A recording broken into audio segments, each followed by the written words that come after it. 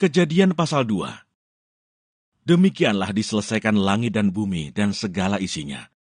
Ketika Allah pada hari ketujuh telah menyelesaikan pekerjaan yang dibuatnya itu. Berhentilah ia pada hari ketujuh dari segala pekerjaan yang telah dibuatnya itu. Lalu Allah memberkati hari ketujuh itu dan menguduskannya. Karena pada hari itulah ia berhenti dari segala pekerjaan penciptaan yang telah dibuatnya itu. Demikianlah riwayat langit dan bumi pada waktu diciptakan. Ketika Tuhan Allah menjadikan bumi dan langit, belum ada semak apapun di bumi, belum timbul tumbuh-tumbuhan apapun di padang. Sebab Tuhan Allah belum menurunkan hujan ke bumi, dan belum ada orang untuk mengusahakan tanah itu. Tetapi ada kabut naik ke atas dari bumi, dan membasahi seluruh permukaan bumi itu. Ketika itulah Tuhan Allah membentuk manusia itu dari debu tanah, dan mengembuskan nafas hidup ke dalam hidungnya. Demikianlah manusia itu menjadi makhluk yang hidup. Manusia dan Taman Eden. Selanjutnya Tuhan Allah membuat taman di Eden, di sebelah timur. Disitulah ditempatkannya manusia yang dibentuknya itu. Lalu Tuhan Allah menumbuhkan berbagai-bagai pohon dari bumi, yang menarik dan yang baik untuk dimakan buahnya. Dan pohon kehidupan di tengah-tengah taman itu, serta pohon pengetahuan tentang yang baik dan yang jahat.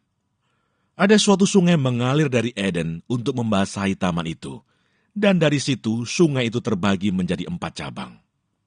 Yang pertama, namanya Pison, yakni yang mengalir mengelilingi seluruh tanah Hawila, tempat emas ada. Dan emas dari negeri itu baik. Di sana ada damar bedolah dan batu krisopras. Nama sungai yang kedua ialah Gihon, yakni yang mengalir mengelilingi seluruh tanah Kus.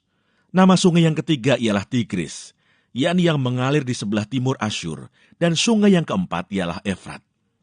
Tuhan Allah mengambil manusia itu dan menempatkannya dalam Taman Eden untuk mengusahakan dan memelihara taman itu. Lalu Tuhan Allah memberi perintah itu kepada manusia. Semua pohon dalam taman ini boleh kau makan buahnya dengan bebas. Tetapi pohon pengetahuan tentang yang baik dan yang jahat itu, janganlah kau makan buahnya. Sebab pada hari engkau memakannya, pastilah engkau mati. Tuhan Allah berfirman, tidak baik kalau manusia itu seorang diri saja. Aku akan menjadikan penolong baginya yang sepadan dengan dia. Lalu Tuhan Allah membentuk dari tanah segala binatang hutan dan segala burung di udara. Dibawanyalah semuanya kepada manusia itu untuk melihat bagaimana ia menamainya. Dan seperti nama yang diberikan manusia itu kepada tiap-tiap makhluk yang hidup. Demikianlah nanti nama makhluk itu.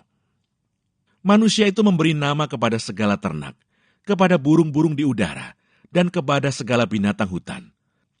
Tetapi baginya sendiri, ia tidak menjumpai penolong yang sepadan dengan dia. Lalu Tuhan Allah membuat manusia itu tidur nyenyak.